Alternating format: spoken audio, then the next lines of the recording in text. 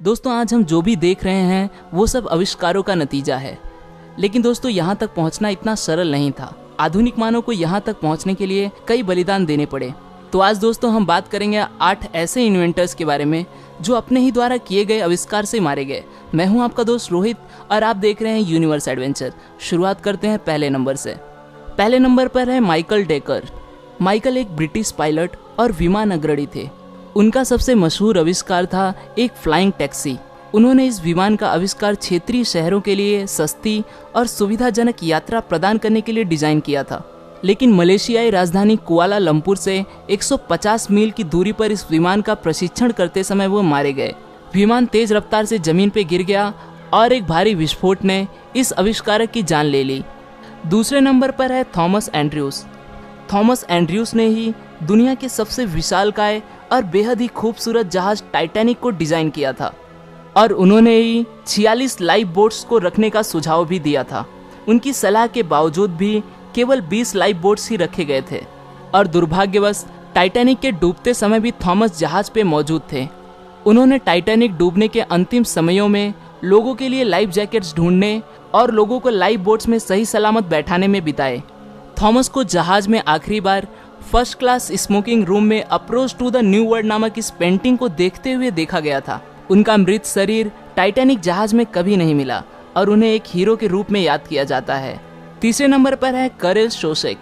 Carol एक Canadian stuntman थे। उन्होंने एक 5 फीट लंबा मैन मेड कॉस्ट्यूम बनाया था जिसका नाम उन्होंने कैप्सूल रखा था।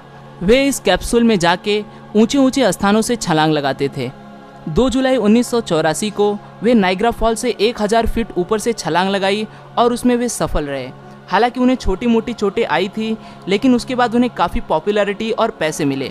उसके बाद उन्होंने एक कॉरपोरेशन को अपने लिए एस्ट्रोडोम स्टेडियम में एक प्रोजेक्ट फाइनेंस करने के लिए मना लिया, जिसमें वे स्टेडियम के बीचों बीच 180 फीट ऊपर से अपने कैप्सूल के साथ नीचे बने पानी के पुल में छलांग लगाने वाले थे। लेकिन दुर्भाग्यवश उनका कैप्सूल पुल में गिरने के बजाय वह पुल के किनारे से टकरा गया, जिसके कारण कैप्सूल टूट गया और वे मारे गए। आज भी उनका यह कैप्सूल न्यूयॉर्क स्टेट म्यूजियम में रखा हुआ है। चौथे नंबर पर है वान हू। चीनी लेजेंड्स के अनुसार 1232 में चीन में एक वान हू नामक सरकारी अधिकारी ने चांद की यात्रा करने की इच्छा व्यक्त की। चांद पर जाने के लिए उसने अपनी कुर्सी के नीचे 47 गन पाउडर वाले रॉकेट्स लगा दिए।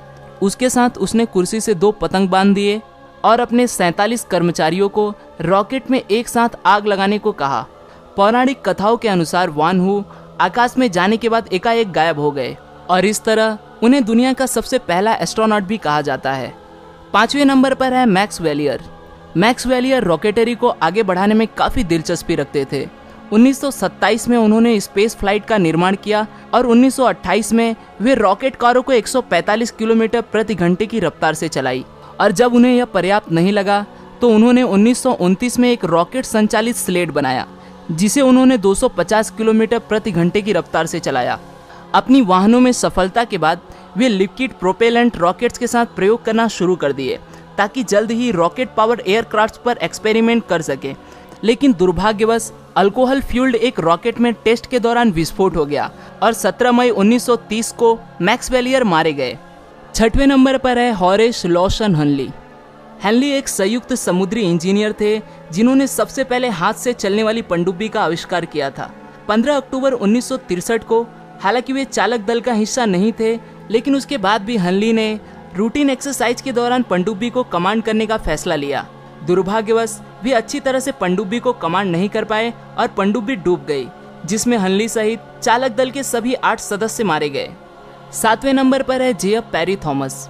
जॉन गॉडफ्रे पेरी थॉमस एक वेल्स मोटर रेसिंग ड्राइवर और इंजीनियर थे। उन्होंने हमेशा से मैल्कम कैम्पबेल द्वारा निर्धारित सबसे तेज गति से कार चलाने का रिकॉर्ड तोड़ने का सपना देखा और उन्होंने उसे साकार करने के लिए एक कार बनाई जिसका नाम उन्होंने BBC रखा। उन्होंने उस कार को तेज करने के लिए उसमें कई बदलाव किए और 27 अप्रैल 1926 को वो मैल्कम के इस रिकॉर्ड को तोड़ने में सफल रहे। लेकिन एक साल बाद 1927 में मैल्कम कैम्पबेल ने फिर से वह रिकॉर्ड अपने नाम पर कर लिया। अपने रिकॉर्ड को पुनः प्राप्त करने की कोशिश में थॉमस का एक्सीडेंट हो गया और वह घटनास्थल पर ही मारे गए। 8वें नंबर पर है लीसी।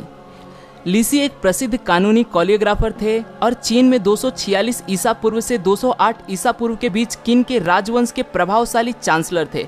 उन्होंने 5 पनिशमेंट मेथड का आविष्कार किया था, जिसमें शिकार के माथे पर पहले चीरा जाता था, फिर नाक काटी जाती थी, फिर दोनों पैर काटे जाते थे, उसके बाद शिकार का लिंग काटकर मार दिया जाता था। लेकिन दुर्भाग्यवश सम्राट की मृत्यु के पश्चात लीसी को अपने द्वारा ही किए गए आविष्कार 5 पनिशमेंट मेथड के द्वारा दंडित करके मारा गया।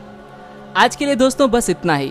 वीडियो अच्छा लगा तो इसे लाइक जरूर करें, और अगर आप हमारे यूनिवर्स एडवेंचर के चैनल पे नए हैं और आप भी ऐसे इंटरेस्टिंग वीडियोस में रुचि रखते हैं तो दोस्तों चैनल को सब्सक्राइब करें, ताकि आप आने वाले वीडियोस को बिना रुके देख सकें। फिर मिलूंगा दोस्तों एक नए वीडियो के साथ में, तब तक के लिए नमस्कार।